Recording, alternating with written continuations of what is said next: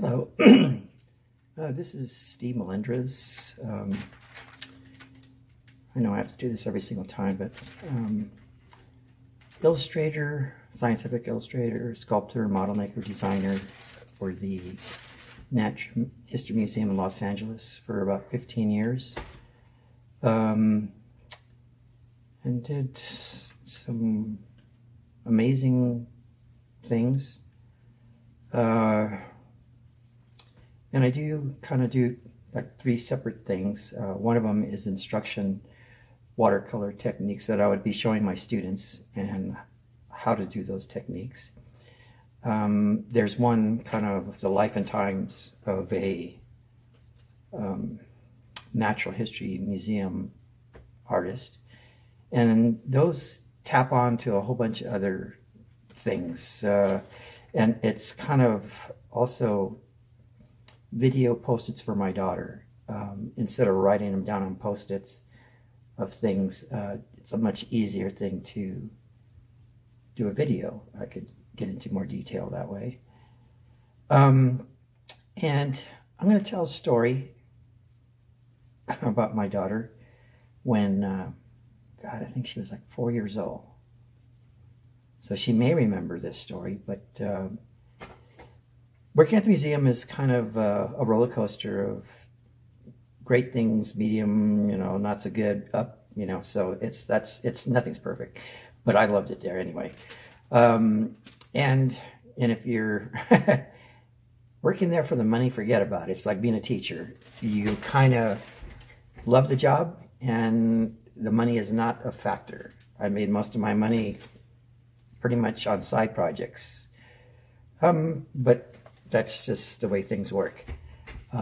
Really haven't done any side projects in New Mexico. I just been concentrating on being a teacher and educator. It does take up a lot of time. I know people think, oh, it's an easy job, but it's not that easy. And it's not that easy if you want to make things fun, interactive, creative, and try to go 110% and make things where the students want to be in your class, or after they leave, having them knock on your door and say, please take me back, which is a big compliment for middle school students. But anyway, so I'm going to talk about one experience before I talk about what I'm going to be doing. My daughter, when she was in preschool, she would come sometimes with her class, I guess you could say that. It was a private school. And I would take the whole class upstairs on the 4th floor. That's where we do all the work. And if you were to ever see this room, it's just crazy. And it's just exotic animals all the way around. And one time, I have a desk in a corner. We were having an earthquake. Now, we've had several earthquakes there. And one was in the evening. And when I came back,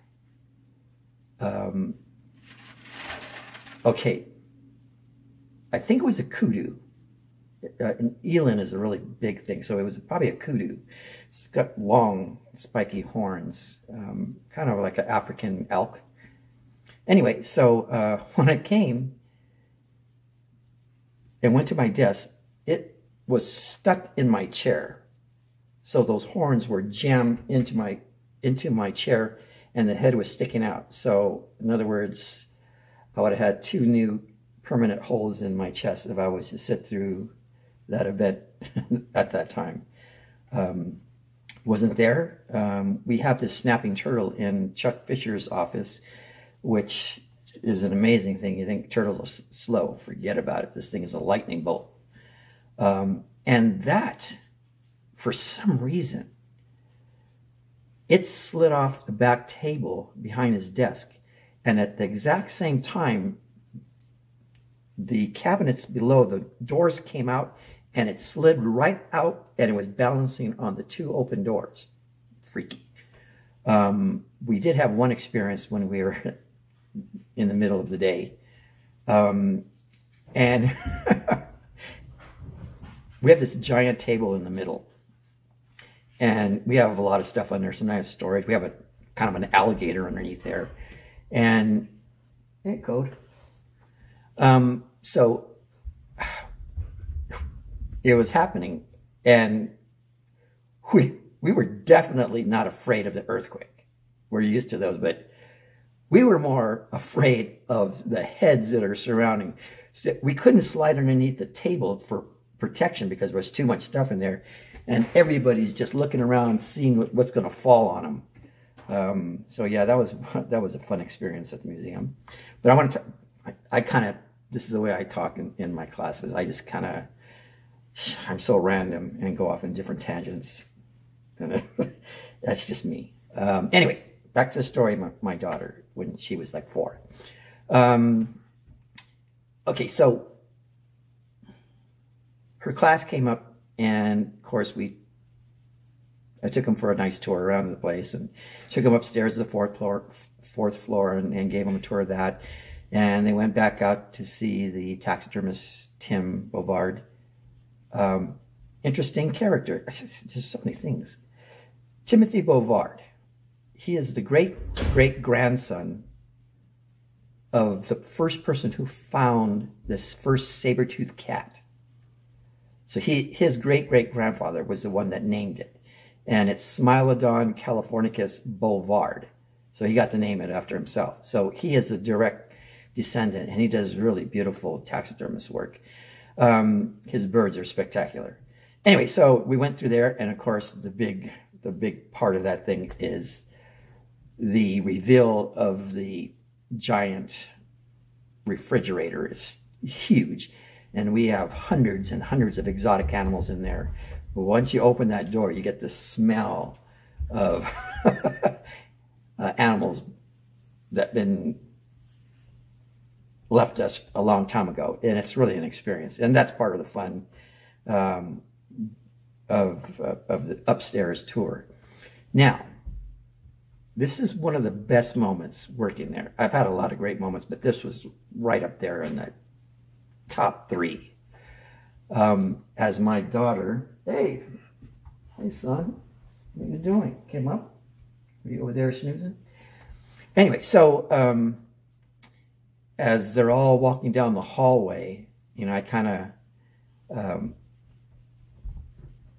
let them do that experience with the refrigerator, and I came and I was right near the door, and as my daughter's walking, I swear she looked like she was like 6 inches off the ground, and she kept telling everybody, "That's my dad. That's my dad." And she kept pointing, and it was just like she was so excited that I worked at the museum and I was doing the tour and stuff. Anyway, so that was just one highlight of my life at the museum. Now, I'm working, and I know I haven't shown this one. It's kind of a night scene with a sunset with clouds and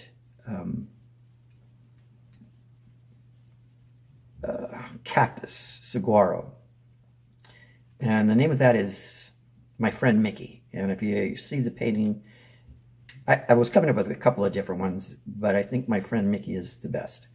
So someday in the future, I may show that. But this is kind of how I use tissue paper, and you can see right there.